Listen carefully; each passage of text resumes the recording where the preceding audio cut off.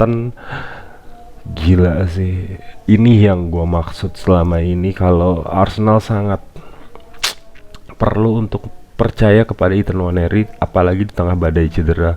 Arsenal overall emang menguasai jalannya pertandingan banget ya.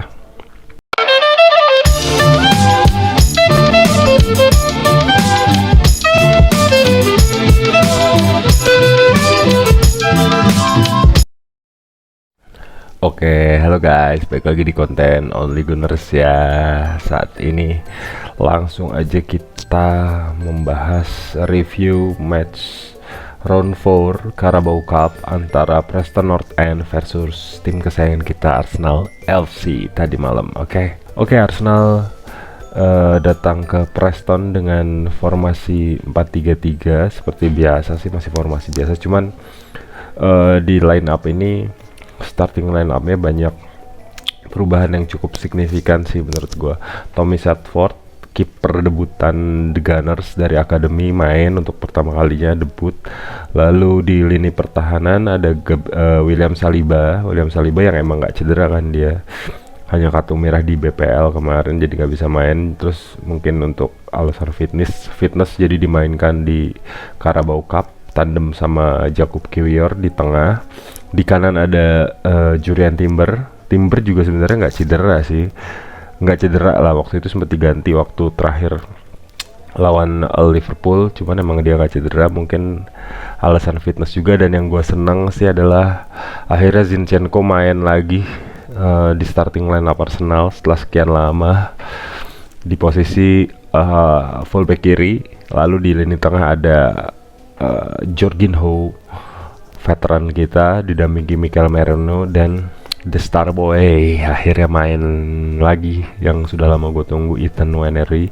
Di depan Arsenal memasang Gabriel Jesus sebagai goal getter, di kanan ada Raheem Sterling di posisi Bukayo Saka. Lalu di kiri surprisingly Mikel Arteta memainkan Gabriel Martinelli ya. Gue kira akan dikasih istirahat Martinelli untuk mencoba pemain lain gitu, tapi taunya malah dimainin full. Oke, tapi lalu gimana jalannya pertandingan antara Preston North End versus Arsenal?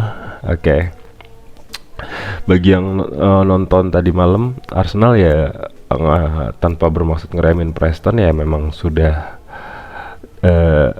walaupun Arsenal lagi labil ya, tapi untuk ngelawan kelasnya Preston sih dengan even memasang reserve atau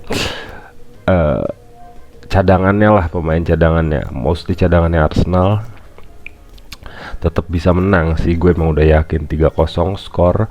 Gol pertama itu dibuat oleh Gabriel Jesus memanfaatkan cornernya itu. Asisnya masuknya dari Ethan Nwaneri ya. Itu gol pertama Gabriel Jesus setelah sekian lama dari pojok. Di babak pertama sih Arsenal overall emang menguasai jalannya pertandingan banget ya.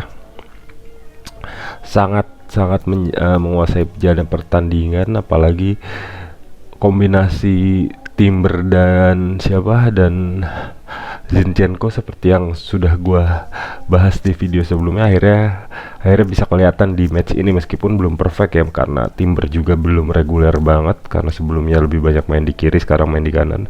Terus Zinchenko juga lebih banyak cedera sehingga jarang main, tapi kolaborasi keduanya jadi invert fullback bikin tugas Jorginho sebagai jangkar itu jauh lebih ringan karena kebantu banget.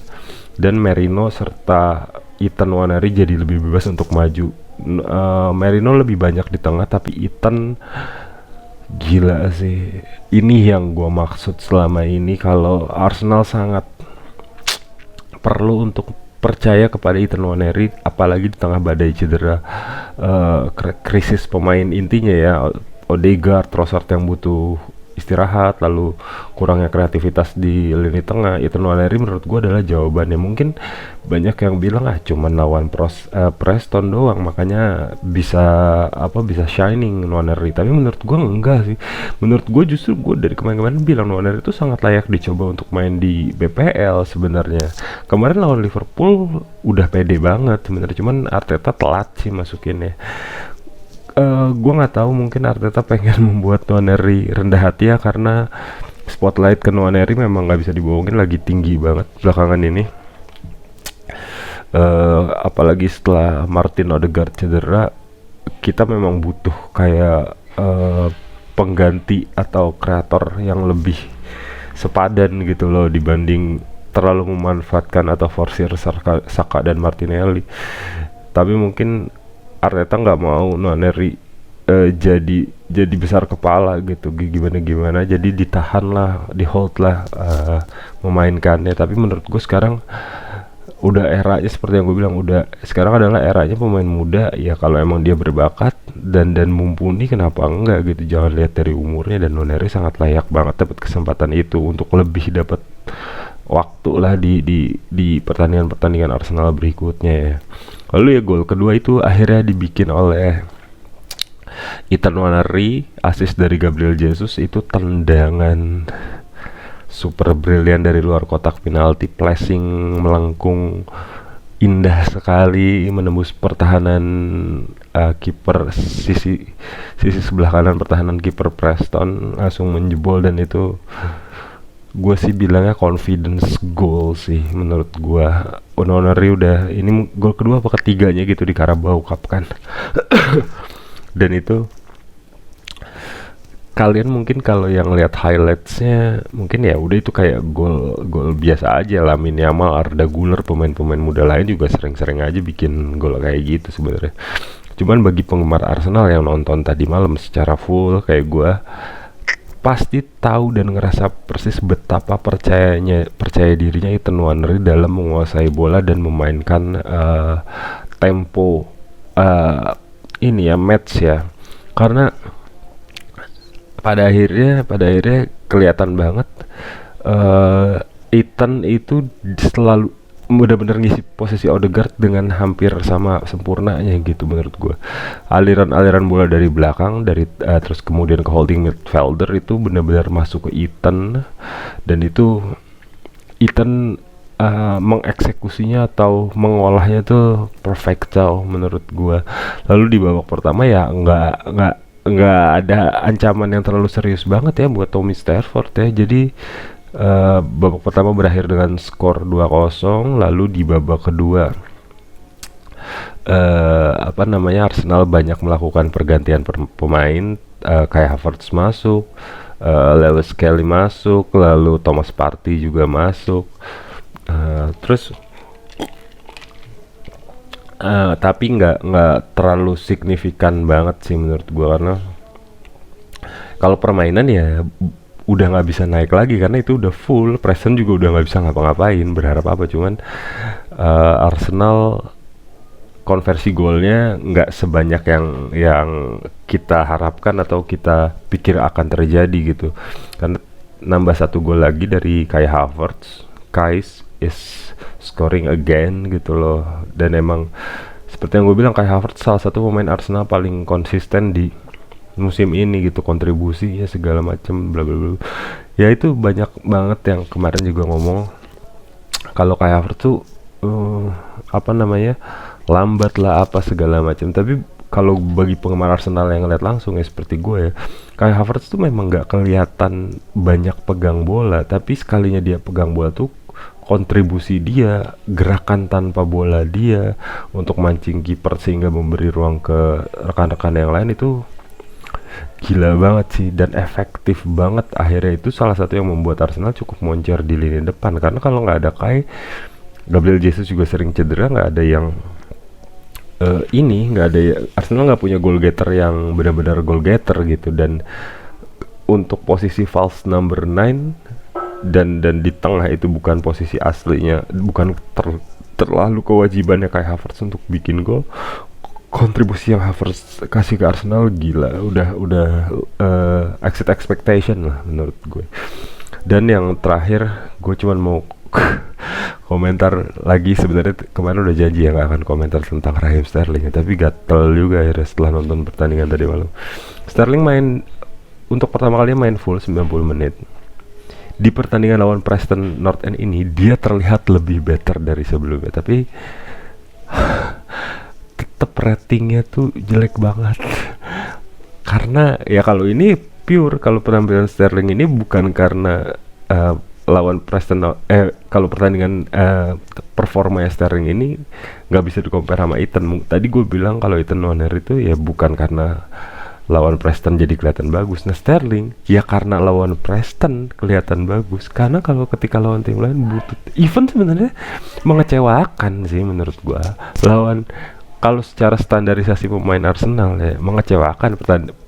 Dia banyak banget dribbling gak jelas, buang-buang bola, bahkan kesempatan di depan gawang tuh dia kayak dibuang-buang sama dia.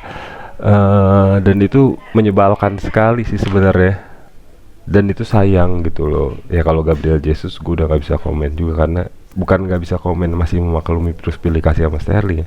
Kalau Gabjes emang benar-benar sering cedera kalau Gabriel Jesus, jadi adaptasi lagi itu mungkin salah satu yang harus diperbaiki fisioterapis Arsenal ya, sehingga Gabjes tuh bisa lebih reguler dan konsisten. Tapi kalau Sterling nggak cedera nggak apa. Terus pengalaman dia udah banyak banget di Premier League, tapi ketika buat Arsenal tuh ampas banget gitu loh. Dan tadi malam untungnya menang 3-0, untungnya ke cover sama penampilan pemain lain. Jadinya penampilan dia buang-buang peluang tuh masih bisa termaafkan lah, nggak kayak sebelum-sebelumnya kan. Kalau kayak sebelum-sebelumnya di pertandingan krusial terus hasilnya draw atau kalah, itu udah kayaknya menyebalkan sih. Apalagi kalau misalnya kejadian lawan Preston ini kalah gitu, udah mendingan lu mati. Mendingan main di Liga Somalia sekalian Sterling anjir. Dan gue suka salah satu yang nggak ke highlight sama teman-teman ya, mungkin karena Arsenal banyak gelandang bertahan oke, atau holding atau central midfielder oke ya, Partey, Merino, Declan, sehingga terus udah gitu Arsenal juga mainin invert fullback yang cukup mumpuni, Timber, lalu Zinchenko juga, Calafiori juga.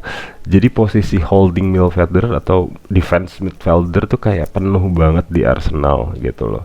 Yang bener-bener gelandang box to box tuh udah kayak penuh posisinya. Tapi satu kredit yang harus gue berikan dan gue respect banget adalah Jorginho. Jorginho memang tidak bermain reguler di Arsenal selama hampir 2 musim ini, tapi setiap dia main dia tuh nggak, almost jarang bikin kesalahan dan punya kontribusi yang nikmat gitu dan menenangkan. Mungkin Jorginho bukan tipikal gelandang yang di atas semuanya gitu, kayak fisik dia juga kalah sama gelandang bertahan tipe Arsenal yang lain ya. Gelandang Arsenal yang lain kan tipe bodinya gede-gede kan, dia lebih kecil dari yang lain, lari juga udah nggak cepat gitu loh, usia juga segala macam. Tapi ketenangan Jorginho dan visi dia saat megang bola di lini tengah Arsenal itu mungkin efeknya mungkin sama kayak Luka Modric di Madrid sekarang gitu, nggak selalu reguler tapi ketika main tuh bisa bikin perubahan atau bikin nyaman itu. Dan gue respect banget sama Jorginho sih, keberadaan dia di squad Arsenal benar-benar ngebantu banget untuk balancing. Dan kalau dibilang untuk super sub, Jorginho sangat baik banget, rendah hati banget. Dia masih mau bertahan di Arsenal dengan status dan label yang udah dia capai selama ini untuk ngebantu tim ini berkembang jauh lebih baik. Jadi perfecto banget buat Jorginho. Jadi ya segitu dulu review pertandingan Arsenal versus Preston North End tadi malam di ajang Carabao Cup round 4. Nanti kita jumpa lagi di review match Arsenal berikutnya. Bye bye.